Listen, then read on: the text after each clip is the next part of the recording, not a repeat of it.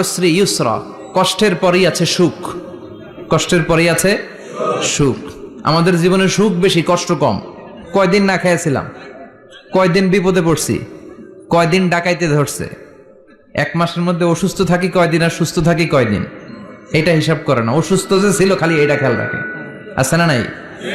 তার মানে ইন্না মাআল উসরি ইউসরা, দুঃখের পরে আছে সুখ, মোটিভেশন, প্রাণটা আবার উদ্বেলিত হয়ে ওঠে। তাই তো আসলে তো দুঃখের পরে সুখ। এজন্য কষ্ট যখন পাবেন, অসুস্থ যখন হবেন, ওইখানেও আনন্দ করবেন, কারণ সামনে আরাম আসতেছে। সুবহানাল্লাহ পড়েন। মুমিনের হারাবার কিছু নাই, দুঃখ পাওয়ার কিছু নাই। মুমিন অসুস্থ হলে অসুস্থতার মাধ্যমে, তার রোগের মাধ্যমে তার গুনাহ ঝরে যায়, সে আল্লাহর কাছে প্রিয় হয়ে ওঠে। তা আমাদেরকে কেউ হারাইতে পারে? কথা বলেন, আমাদের কেউ ভয় দেখাইতে পারে? মোটিভেশনাল সূরা, সূরাতুল ইনশিরাহ আর সূরাতুদ দুহা। এখানে অনেক হিউজ মোটিভেশন আছে। যারা হতাশ, যাদের জীবন ভাল লাগে না, মরে যেতে মনে চায়, গার্লফ্রেন্ড গালি দিছে, আছে না নাই?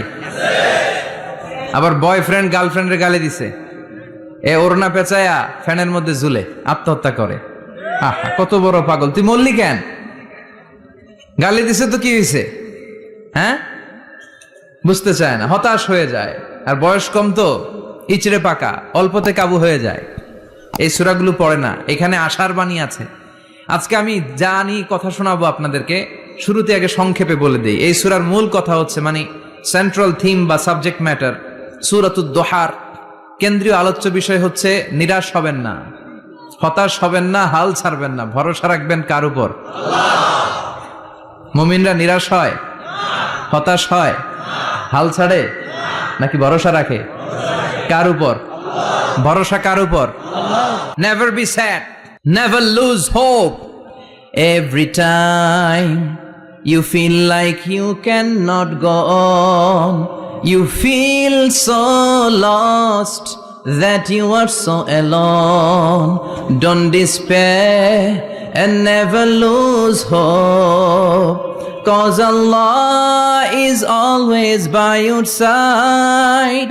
Insha'Allah, Insha'Allah, Insha'Allah, you'll find your way. Insha'Allah, Insha'Allah, Insha'Allah, you'll find your way every time.